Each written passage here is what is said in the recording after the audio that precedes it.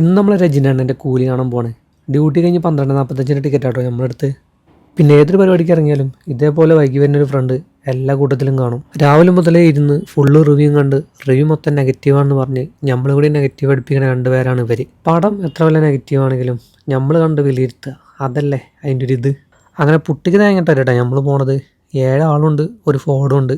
നമ്മളെ തൊട്ടടുത്തുള്ള തിയേറ്ററിൽ കുഴപ്പമില്ലാത്ത തിയേറ്റർ അൽഗോർ എറണാകുളമാണ്. അപ്പം നമ്മളവിടെ നിന്നാണ് ടിക്കറ്റ് എടുത്ത്. പിന്നെ പോണ വഴിക്ക് ഇവരെ നെഗറ്റീവ് അടിക്ക് ഒരു കുറവില്ല കേട്ടോ.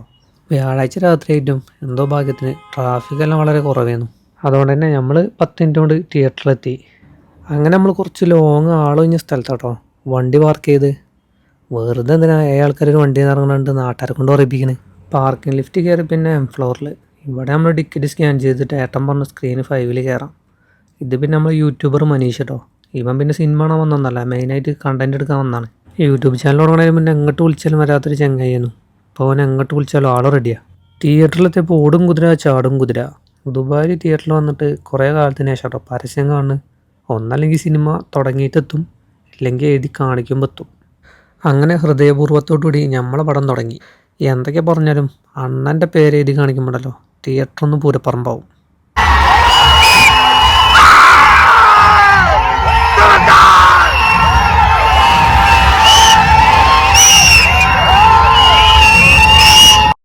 അങ്ങനെ സിനിമ കഴിഞ്ഞ് നമ്മൾ നേരെ റൂമിലേക്ക്. അപ്പോൾ 2 ആൾ നെഗറ്റീവ് പറഞ്ഞതിൽ ഒരുത്തനെ ഓക്കെ ആയിട്ടുണ്ട്. പിന്നെ ഇച്ചാൻ്റെ വക കുറേ തള്ളും പോരുന്ന വഴിക്ക്. അപ്പോൾ എനിക്കൊന്നേ പറയാനുള്ളൂ, ഏത് സിനിമയാണെങ്കിലും കണ്ടിട്ട് വിലയിരുത്തുക. അപ്പം നമുക്ക് അടുത്ത വീഡിയോ കാണാം.